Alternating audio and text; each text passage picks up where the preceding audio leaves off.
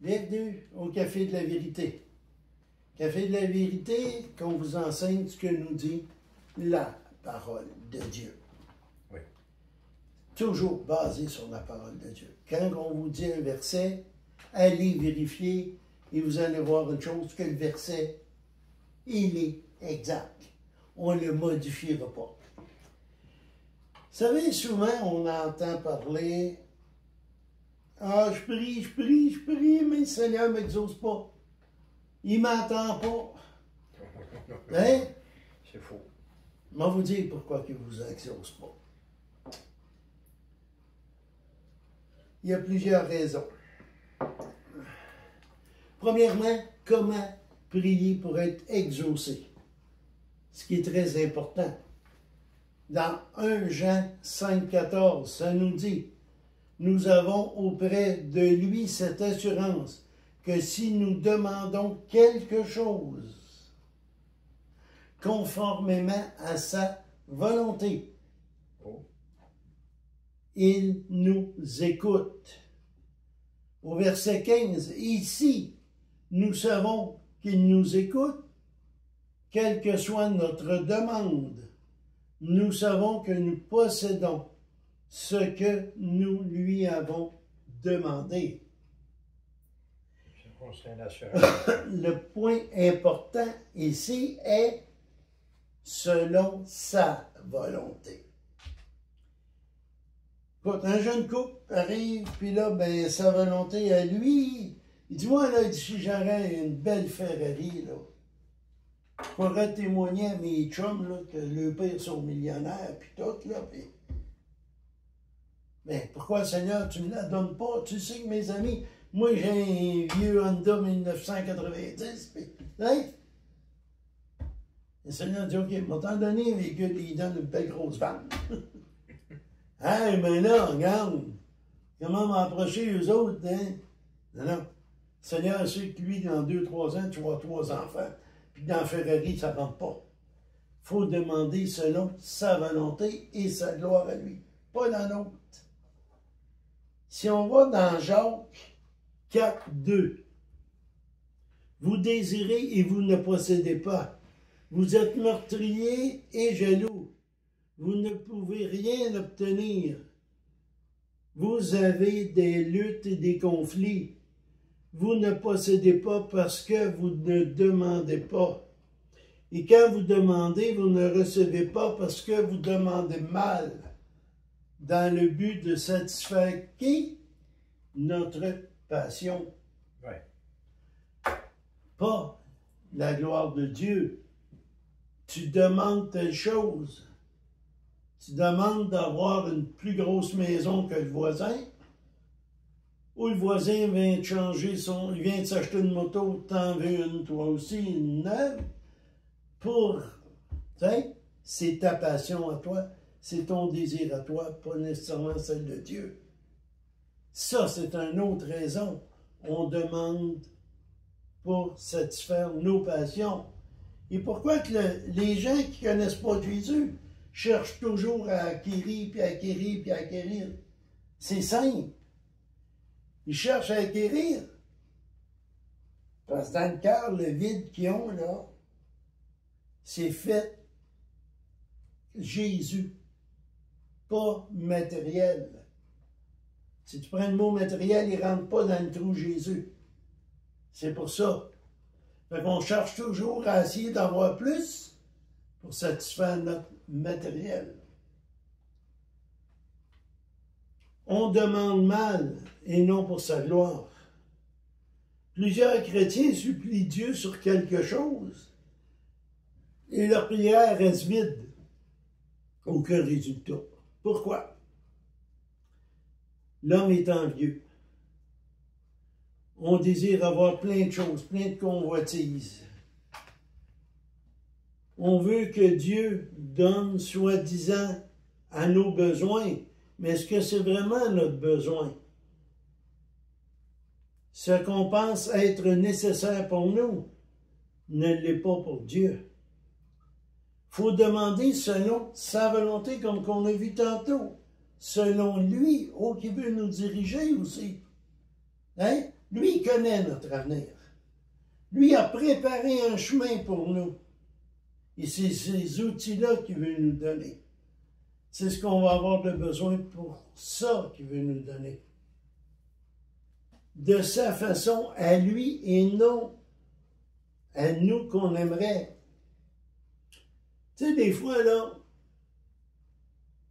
on dit, ouais, mais moi, j'aimerais ça avoir telle sorte de cafetière et tout. Ça coûte, c'est pour faire des expressions, puis elle coûte 500$, tu sais. Là, le Seigneur t'en donne une Keurig à 60$, tu sais. Il y a une raison. Il y a une raison. Le Seigneur, tu veux le servir, il va te donner ce que tu as besoin pour le servir et non pour te glorifier. Oui. Pour pas que tu dises, regarde mon café à moi, il est bien meilleur, hein? Une cafetière de 500. Non, mais le café est une bonne chose que tout le monde. Oui. Hein?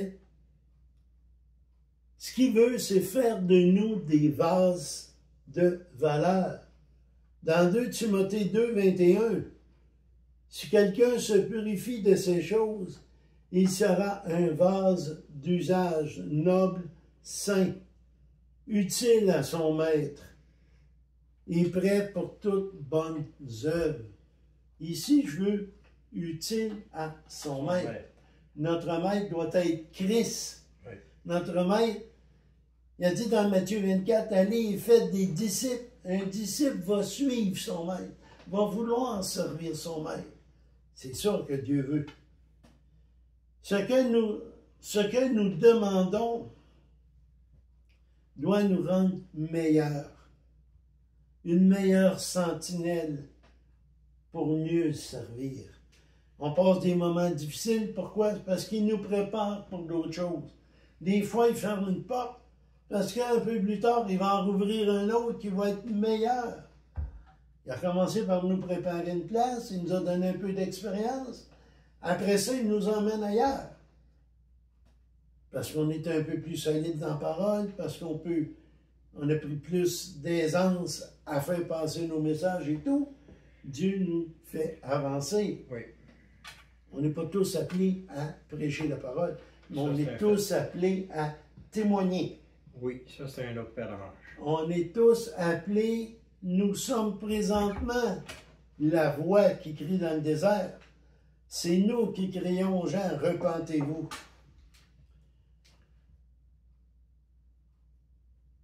Dieu ne répond pas aux récriminations ou de demandes à répétition.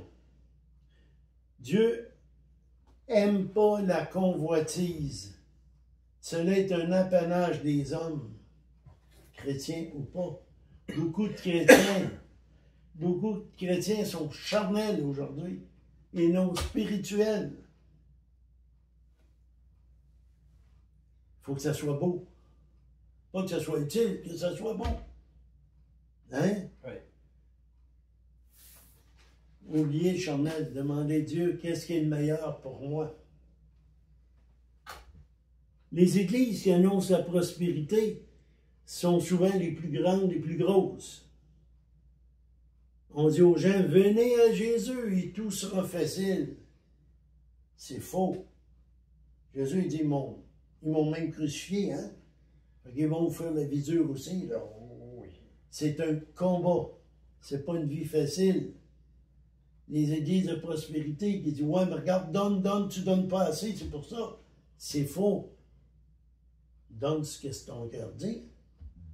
Puis si vous êtes dans une église à même, changez de place. Ce que Dieu veut qu'on se rassemble, c'est pour grandir dans sa parole.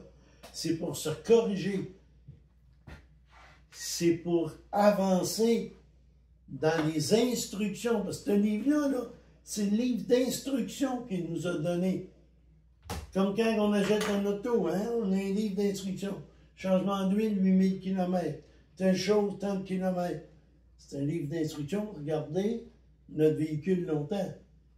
Ça, c'est notre instruction pour qu'on ait la vie éternelle.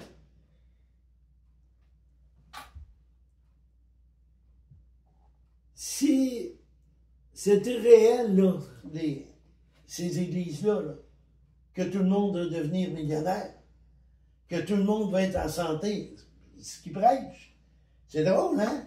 Tout le monde va être en santé, mais les chrétiens meurent la même chose que les autres.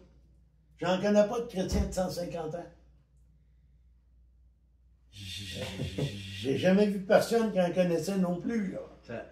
Ça me fait penser, si par des églises de postérité, excuse, on nommera pas de nom, mais on connaît une sœur dans le Seigneur qui a déjà été dans une de ces grandes églises-là ici au Québec. L'église est tellement grande qu'ils ont, je pense, 3-4 cultes le dimanche matin, à force qu'il y a du monde. Et puis, elle avait assisté à un culte à un moment donné, puis elle écoutait le pasteur qui prêchait en avant, puis lui, justement, c'est l'évangile de postérité qui prêchait. Elle, cette sœur-là, elle avait un merveilleux petit livre qu'on appelle la Bible. Elle l'écoutait prêcher, puis elle nous a partagé ça. Qu'est-ce qui l'a amené à partir de là? C'est qu'à un moment donné, il s'est mis à parler, puis il y avait des belles paroles. À un moment donné, il montrait des versets. Les versets, c'était sorti complètement hors contexte. C'était écrit à moitié ou modifié. Elle, quand il disait le passage, elle allait voir. Puis elle était à sa place. Mais voyons donc, c'est pas ça qui est écrit. Voyons, les paroles sont là. Fait que là, on s'est rendu compte que ces paroles-là, là, justement, c'était juste pour amener la poche. Puis elle nous a même partagé, puis elle dit, moi, si vous voulez que je prenne ma retraite, là, il dit, ramassez-moi un demi-million, puis je prends ma retraite. Si c'est pas d'évangile de postérité. Lui, il a le droit à cet argent-là, mais pas les autres. Non. C'est illogique. C'est juste ça, une petite parenthèse de la faire. Il y en a beaucoup de ça, là, aujourd'hui. Oh, que oui. C'est pour ça que nous, on vous dit toujours, vérifiez. Vérifiez. Une autre chose, Dieu va agir en son temps. Il y a un temps marqué pour toute chose. Oui. Il va agir en son temps. Parce qu'il sait que ce que tu vas faire. Exemple, tu es supposé d'avoir un héritage, exemple. Puis là, tu vas recevoir ça dans tant de temps, mais ça prend quelques mois de plus. C'est peut-être parce que le Seigneur a préparé quelque chose. Il sait que si tu reçois ça trop vite, lorsque ça va être temps d'agir pour lui, tu ne l'auras plus. Donc, il y a une raison sur toute chose et il y a un temps marqué pour toute chose. C'est peut-être pour ça que Dieu ne vous répond pas de suite. Sa femme, elle a eu une amie qui a accepté, ça a pris 21 ans qu'elle accepte le Seigneur, que son mari a prié pour elle. 21 ans. Mais elle est venue au Seigneur. Ouais. Mais 21 ans, là. C'est gros. Tu sais, c'est beaucoup, là. Mais Dieu a répondu en son temps. On a plusieurs exemples dans la Bible des gens qui ont insisté à Dieu. Dieu leur a donné ce qu'ils demandaient parce que je veux ça. On va te le donner. Un exemple, dans 2 Rois, Ézéchias, qui était malade, qui allait mourir, il demande à Dieu de vivre plus longtemps. Il a supplié Dieu de vivre plus longtemps. Dieu lui a donné 15 ans. Et ce fut 15 ans de tristesse, car son fils Manassé a ramené Israël dans l'idolâtrie. Oh, Il a ramené dans le pays des idoles et d'autres dieux. Et Dieu ne voulait pas qu'ils vivent ça. Parce que Ézéchias était un homme qui marchait avec Dieu, qui était fidèle à Dieu. Et là, il a vu son fils déraper. On demande une fois, et après tu remercies. On ne fait pas le perroquet. Hein? Donc, nous demandons cela. Vas-tu avec la gloire du roi des rois? Si ce n'est pas sur sa gloire, surprends-toi pas que tu ne reçois pas. Il faut agir avec foi, selon sa volonté et croire qu'en son temps, il va nous l'accorder, mais toujours selon sa volonté, pour sa gloire, et en son temps à lui. Ça, on a parlé plusieurs fois d'aller visiter une autre église à l'extérieur, et il est toujours, c'est toujours passé de quoi, pour y a longtemps qu'on n'y a pas été. Pourquoi? Parce que Dieu avait d'autres choses de prévues pour nous, et là-bas, peut-être que si on arrêtait là, ça aurait mis un peu de... Puis qu'il y avait des problèmes, eux, à régler entre eux autres. En son temps, Dieu va permettre qu'on y soit. Ouais. Maintenant, il y a une chose que Dieu veut. C'est que votre famille, vos enfants, vos petits-enfants, vos amis, vos voisins, viennent à la repentance. C'est la plus belle chose qui peut arriver dans la vie d'un individu. Ça, comme j'ai dit tantôt, ça peut prendre 21 ans. Mais là, je ne sais pas. Prions. On a demandé à Dieu, Seigneur Dieu, touche le cœur de, et après, remercie-le. Merci Seigneur parce que tu travailles en lui. Merci Seigneur parce que tu sais, vous allez semer, là, on va semer des radis. Au bout de 3 semaines, vous allez manger. On va semer des patates, mais vous allez manger, vous allez récolter au mois de septembre. Ça ne pousse pas toute la même vitesse. Il y a un temps pour chaque chose. C'est la même chose dans la parole de Dieu. C'est la même chose quand on partage la parole de Dieu. C'est facile, tu sais. Le temps achève, le temps de la grâce achève, là. Et c'est facile de venir au Seigneur, d'accepter Jésus. On a juste 2 choses à faire. Reconnaître que nous sommes pécheurs et reconnaître que Dieu nous a tellement aimés qu'il a envoyé Jésus payé par son sang pour nous. Et son sang nous lave de tout péché. Donc on fait une prière comme ça. Oui, vas-y. Oui. Attends, ça c'est ta conclusion, la prière? Ou... Oui. Pendant que, au début de ton message, tu as parlé d'une chose, puis il m'est revenu quelque chose, pour ça que ceux qui m'ont vu prendre des notes, j'ai marqué un nom. Je ne sais pas si ça dit de quoi, toi, Armand Desrochers. Non. Mais par contre, sa sœur, tu la connais, Clémence. Oui. Clémence Desrochers, c'est une humoriste. C'est une lesbienne aussi, si ma mémoire est bonne. Mais son frère était chrétien. Puis, on a un CD, tu parlais qu'il y avait un vide à un moment donné qui se créait dans le cœur. Je ne sais pas c'est le titre de son cantique, mais ça commence avec un jeune enfant dans le sein de sa mère. Et dans le fond, le cantique nous parle des étapes de la vie. Il commence par le jeune, la naissance, puis il s'en va graduellement. Un adolescent, un jeune homme, un vieillard, mais il finit avec une chose. Parce qu'il dit car un vide reste toujours dans son cœur. Donc, chaque être humain, chacun de vous, vous avez un vide. Mais quand il finit son cantique, Armand Desrochers, il finit en disant « Car seul le Sauveur peut combler ce vide. » Alors, ceux qui ont Internet, allez voir, cliquez Armand Desrochers. Je ne me souviens plus du titre de son cantique. Je vais aller voir tout à l'heure, mais que une chance, si je l'ai dans l'auto, pour te le montrer. Si je ne l'ai pas, je le sais qu'il est à la maison. Mais c'est un beau cantique qui parle des étapes de la vie, puis que ça nous dit que le vide, il n'y a qu'un qui peut le sauver. Puis c'est ce que tu prêches, c'est ce que je prêche, c'est le Seigneur Jésus. Je te laisse avec la conclusion. C'est pas nécessairement une vie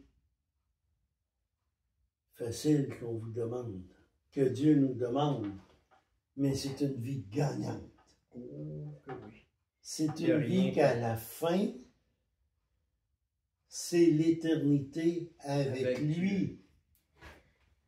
Imaginez-vous, vous allez dans un jardin botanique et on trouve les plantes belles et tout. Imaginez-vous celle qui va être en haut.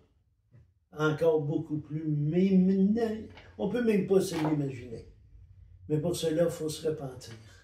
Donc on dit, Seigneur, Père très saint, je te remercie parce que tu m'as tellement aimé. tu es prêt à me pardonner mes péchés en reconnaissant que Jésus a tout payé, qu'il devient mon avocat. Je fais de lui mon sauveur. Envoie l'Esprit Saint en moi. Puis après ça, trouvez-vous une bonne Bible, peut-être une bonne Église aussi. Et moi, j'aime bien, quand vous venez au Seigneur, de commencer par lire l'Épître aux Romains. C'est celle qui vous explique le mieux ce que Jésus a fait pour vous. Sur cela, n'oubliez pas de partager. Des pouces en l'air. Dieu vous aime. Merci Seigneur Dieu pour ce que tu fais pour nous. Amen. Amen.